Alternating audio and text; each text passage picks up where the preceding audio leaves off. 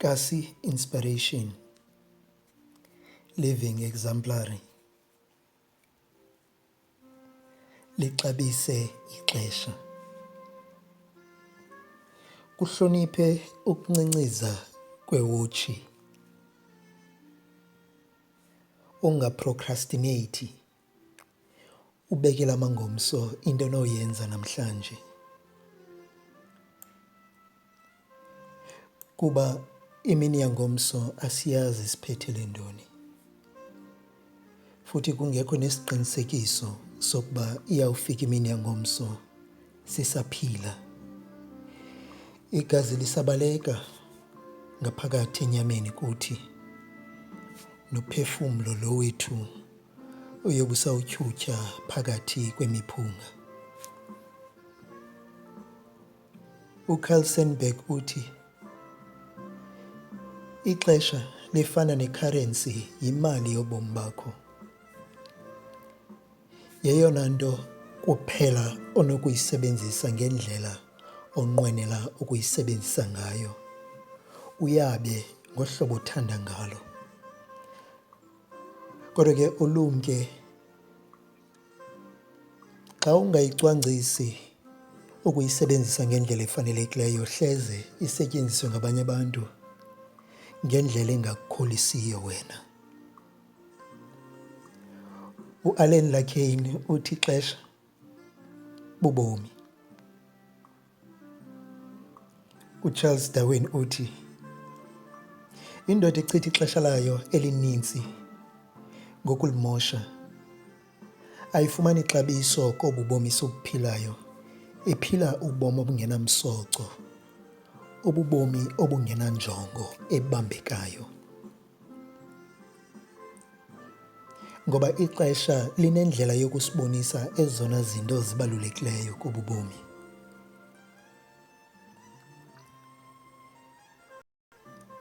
Masingaqhatheki, sazi okokuba ubomi bufutshane.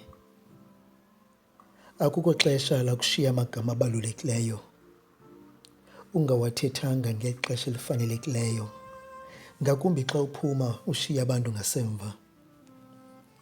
uVusithembe kwayo kwincwadi yakhe ethi Business Life Lessons from Black Dragon uthi bahleli babhiyozela usuku lokuzalwa likamakhulu. Utata wakhe uphume ngumntu obuyayo eyawuthenga icuba, kanti lixesha aphumayo bayagqibelisa ukumbona esaphila. Ithi loo nto ukuba ubomi uyabuthanda, funeka uchithe ixesha usazi ukuba ubomi benziwa lixesha.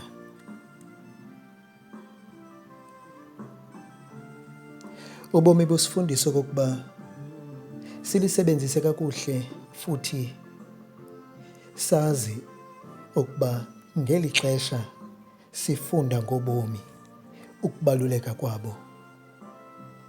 Ixesha lona lisifundisa ngobomi. Esona sipho sikhulu nosinika umntu, ngakumbi nangakumbi kwabantu abangathathi ntweni, kanti nabantu abanezinto nemali, mabazi okokuba ixesha sesona sipho sikhulu onosinika umntu. Xa unika ixesha umntu, umnika ixesha lakho, umnikeza inxalenye yobomi bakho engasoze iphinde ibuyele kuwe.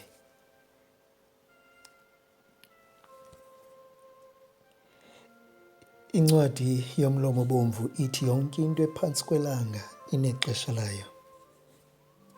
Kukho ixesha lokutyala,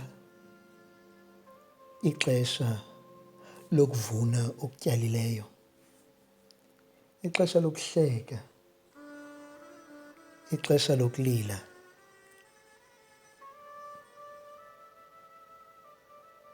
kodwa uthi uNoxolo Grootboom, noxa kunjalo, noxa iindaba ezi zingapheli, nokuthetha kungapheli, kodwa utshaba lixesha. Ngoko ke masilihloniphe ixesha ukuze nabantu nexesha eli lisixabise.